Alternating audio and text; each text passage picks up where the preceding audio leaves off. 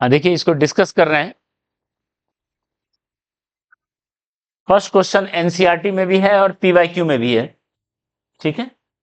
अब जाके thermal properties का पीवाईक्यू निकालिए, बनाना शुरू कीजिए, वैसा 2 रॉड 3 रॉड का बहुत सारा क्वेश्चन मिलेगा। ओके, तो देखिए फर्स्ट क्वेश्चन हम डिस्कस कर रहे हैं। 2 रॉड है स्टील ब्रास का, लेंथ दिया हुआ है के दिया हुआ है आपको। इस अच्छा यहाँ हीट करंट निकालने के लिए एरिया होना चाहिए था, वो अगर मिस हो गया, एरिया नहीं दिए। अच्छा खैर कोई बात नहीं, पहला और थर्ड आ जाएगा, हीट करंट नहीं आ पाएगा, वो एरिया से आ जाएगा। देख लेते हैं फर्स्ट। ओके, हमको निकालना है जंक्शन का टेम्परेचर, टी मान लेते हैं। तो 100 minus T by 1 by 0.50 20 by S equal to T minus 0 by इसका टी है, ठीक है। T minus 0 by 1 by 1 by length L by S.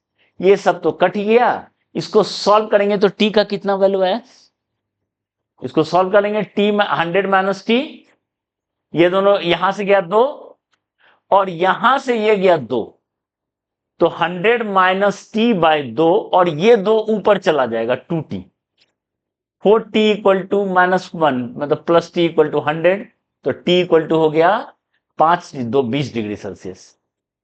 20 degree Celsius हो गया पहले का। क्या जरूरत है, सब तो कट ही जा रहा है, सब तो कट ही जा रहा है। ओके, हाँ हीट करंट निकालने के लिए आपको प्रॉपर वाट में चाहिए तो आपको लिखना पड़ेगा। बाकी हम पहले थर्ड निकाल लेते हैं, इक्विवेलेंट कंडक्टिविटी। तो अभी हम लोग क्या देखे थे, 1 बाय के equivalent L1 plus L2 20 plus 10 equal to 20 by 0.50 plus 10 by 1, ठीक है। इसको सॉल्व करेंगे, 1 और 50 का कितना हो गया 1, ये 2 मतलब 40 और 1 10, 50 बाय 1, तो यहां से 30 बाय के इक्विवेलेंट इक्वल टू हो गया 50 बाय 1, यानी के इक्विवेलेंट हो गया 3 बाय 5, या दैट इज 0.6 वॉट पर मीटर पर डिग्री सेल्सियस। क्लियर है। अब अगर मान लेते हैं एरिया 1 सेंटीमीटर स्क्वायर होता, सपोज ये दिया रहता, ठीक है, तब आप हीट करंट निकालते हैं सेकेंड का। हीट करंट इक्वल टू किसी में पुट कर दो, 100 माइनस टी का वैल्यू कितना है 20 बाय 1 बाय के भी एसआई में है। हाँ लेंथ 20 सेंटीमीटर है तो आप उसको मीटर में बदल दीजिए, और एरिया 1 सेंटीमीटर स्क्वायर है तो उसको फिर मीटर में बदल दीजिए, ताकि ये आया 80.5, ये 20 इंटू 10 टू द पावर 2 आ जाएगा, ये 4 से गया तो 2 बाय, ठीक है, 2 इंटू 10 पावर माइनस 2 वॉट, इतना आ जाएगा। ओके, इतना आ जाएगा हीट करंट। तो अगर यहां पे पूछा, ये भी पूछ सकता है फोर्थ में कि amount of heat received in 10 second eight other and. One and से आ रहा है, दूसरे एंड पे 10 सेकेंड में कितना हीट मिलेगा। यहां पे अगर मान लो कोई एक स्टोर है, कंटेनर है जिसमें हम, या कोई भी सिस्टम है जिसमें हम हीट को एब्जॉर्ब कर रहे हैं, तो कितना हीट मिलेगा। तो पर सेकेंड इतना आ रहा है, देखिए पर सेकेंड इतना आ रहा है, उसमें टाइम 10 सेकेंड मल्टीप्लाई कर दीजिए, यानी 0.2 जूल मिलेगा। तो ये सब टाइप का क्वेश्चन बन जाएगा। क्लियर है, 1 का सारा पार्ट क्लियर है। चलिए जाके हम जो एग्जांपल बताएं 10.5 10.6 एनसीईआरटी उसको जाकर देख लीजिएगा, और पीवाईक्यू जितना बनाना है बना लीजिए। Second number question, second number का पहला पार्ट तो जेई 2001 में आया हुआ क्वेश्चन है, और ये हम अपने मन से दे दिए, कोई दिक्कत नहीं, लॉजिक सिंपल लगाना है।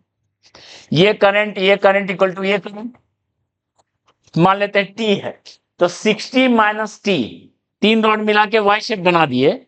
जंक्शन का टेम्परेचर पूछा है, मान लेते हैं इसका टेम्परेचर टी।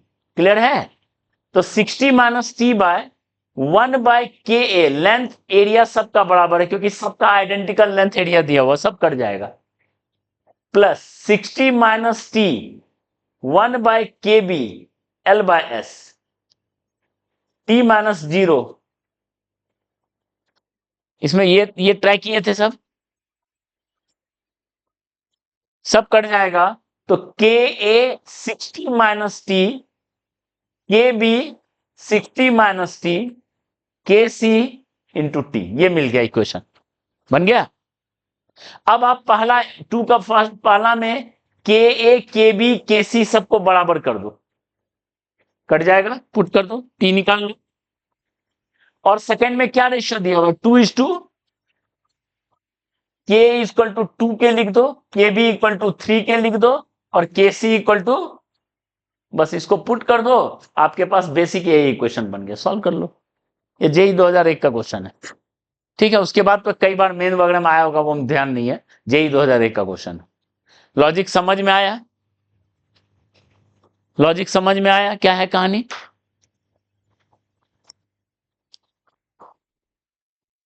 थर्ड, एक्सपेंशन से, a solid metallic cube having surface area 24 metre square, total surface area sir है, ठीक है। और पूछा है 10 डिग्री बढ़ा है, अल्फा का दिया हुआ वैल्यू, तो वॉल्यूम कितना बढ़ेगा, इंक्रीमेंट इन वॉल्यूम। तो इंक्रीमेंट इन वॉल्यूम का फॉर्मूला होता है V गामा डेल्टा थीटा, होता है,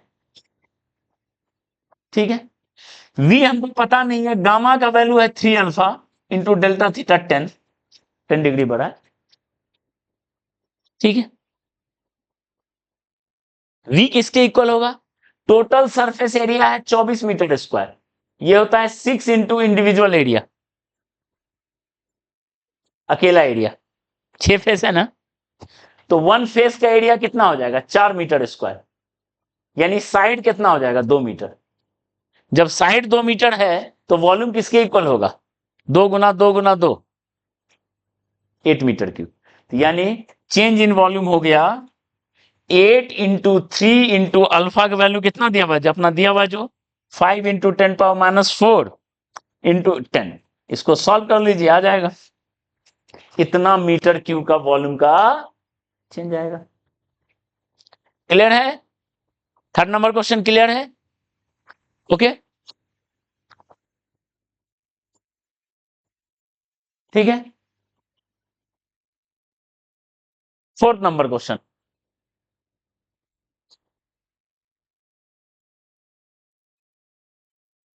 ट्राई यहां तक किए कि नहीं, फोर्थ तक।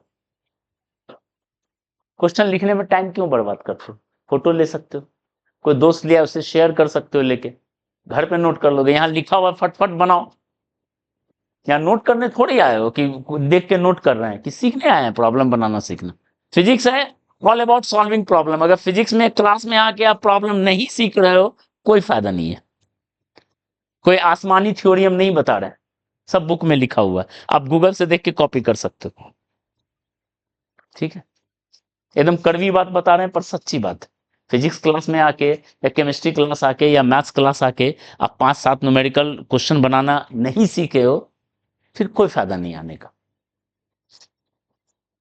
ठीक है। तो ये खुद में सोचो कि हम क्लास आके कितना सीखते हैं, कितना कंसंट्रेशन पे करते हैं, ठीक है। और ये सिर्फ not only for JEE Main advance, throughout lifelong काम आएगा, ये आपका प्रॉब्लम सॉल्विंग स्किल डेवलप हो रहा है, आप किसी भी फील्ड में जाइए, हर जगह आपके पास प्रॉब्लम है, उसको सॉल्व करना है, ठीक है। तो ये स्किल आपको थ्रू आउट काम आएगा, ऐसा नहीं है कि अभी आपको करंटली जेई मेन एडवांस लिखना है उसके लिए करना है, ये सब बेसिक स्किल्स हैं, ठीक है। इस चीज को ध्यान रखिए, आप लोग को क्वेश्चन देते हैं तो आप गप में फंसे रहते हो। यहां देखो क्या दिया हुआ है, बीकर का वॉल्यूम इतना दिया हुआ है, उसमें पार्शियली वी लिक्विड फिल किए हुए हैं, और दिया हुआ है it is found that Anfield volume remains unchanged, Anfield volume जो है वो कोई चेंज नहीं हो रहा है, जितना शुरू में उतना बाद में, उससे कोई मतलब नहीं फॉर एनी चेंज, वो डेल्टा थीटा कट ही जाएगा। तो आपके पास क्या है फॉर्मूला बताए थे, final volume gamma C delta theta minus V liquid 1 plus, इधर ध्यान दीजिए, गामा एल डेल्टा थीटा, ये बराबर होना चाहिए शुरू के, यही है ना, यही होना चाहिए, दोनों बराबर होना चाहिए। अब उसको अगर इसको एक्सपैंड करें, VC plus VC gamma C delta theta minus VL gamma L delta theta equal to VC minus VL, ये VC VC cancel, VL cancel, तो क्या बनेगा रिजल्ट सॉल्व होके, VC gamma C delta theta equal to VL gamma L delta theta, delta theta delta theta cut गया, देखो delta theta का कोई role नहीं है। आपसे पूछा गया वीएल का क्या वैल्यू है, लिक्विड कितना पुट किए, तो सीधा क्या आ जाएगा, बस ये वैल्यू डाल दीजिए, volume of container gamma of container by gamma of liquid put कर दिया जाएगा आंसर। ये रिसेंट ईयर में आया हुआ क्वेश्चन है, पिछले के पिछले साल जेईई मेन में। ठीक है, रिवाइज करके आइए नेक्स्ट क्लास में, नेक्स्ट क्लास यहां से कंटिन्यू करेंगे, थोड़ा सा हीट ट्रांसफर का थोड़ा सा पार्ट बचा है, उसके बाद कैलोरीमेट्री, नेक्स्ट क्लास कैलोरीमेट्री जाएगा और फिर हम लोग थर्मोडायनेमिक्स चैप्टर में मूव करेंगे। ठीक है, चलिए।